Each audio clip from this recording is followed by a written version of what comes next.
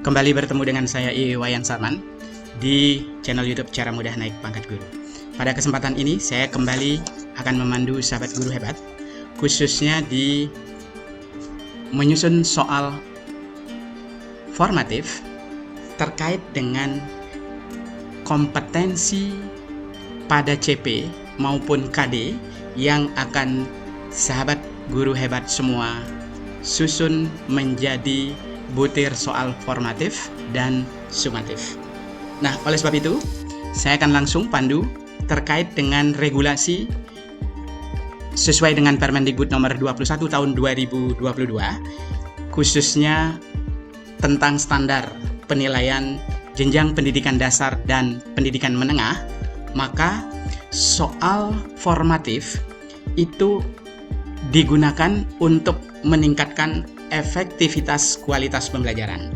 Nah, oleh sebab itu, sebelum bentuk soal akan saya pandu kepada sahabat guru hebat, maka ketika CP menganalisis maupun KD menganalisis dan menyajikan, maka penting sekali sahabat guru hebat harus membuat indikator pencapaian kompetensi, sehingga untuk menganalisis minimal ada 6 tujuan yang harus disiapkan sahabat guru hebat, sehingga benar-benar peserta didik kita akan mampu memahami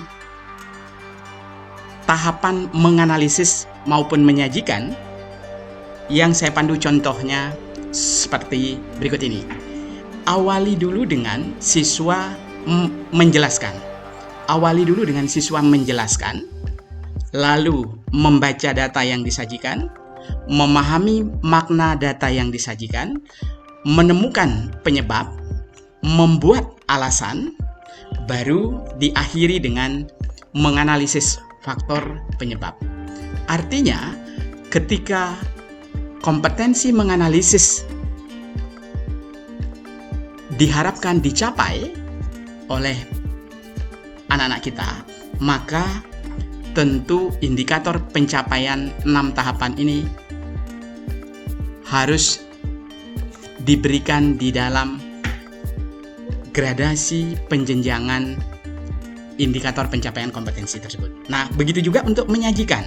Di menyajikan, maka minimal ada 3 tahapan yang harus diberikan sehingga siswa memiliki kompetensi menyajikan, yaitu yang pertama, berikan tujuan pembelajaran terkait dengan tuntutan siswa harus menyajikan hasil kerja kelompok, menunjukkan upaya yang telah dilakukan masing-masing kelompok. Lalu yang ketiga itu adalah melaporkan hasil kegiatan kelompok, baik itu berupa presentasi, makalah, miniatur produk, maupun produk sesungguhnya. Nah, ketika tahapan tujuan ini sudah dibuat di dalam upaya untuk mencapai kompetensi menganalisis maupun menyajikan, maka selanjutnya saya akan pandu contoh butir soal memahami. Ada 3 contoh di sini, berapa banyak macam-macam lampu yang ada sesuai gambar, lalu mengapa lampu dapat menyala, apa yang diperlukan agar lampu dapat menyala. Itu kategori soal memahami. Nah, di sini ada kata kerja operasional yang bisa dipilih. Lalu ketika soal itu menerapkan. Ketika soalnya menerapkan adalah bagaimana cara menyalakan lampu listrik. Bagaimana cara menyalakan lampu senter. Ini sudah jelas. Kategorinya adalah menerapkan. Kata kerja operasional yang biasa digunakan ini. Nah, kemudian di menganalisis. Di tahapan menganalisis, tentu pertanyaan butir soalnya itu sangat tidak sesuai kalau diberikan apa yang dimaksud. Tetapi kalau pertanyaan menganalisis itu diawali dengan mengapa,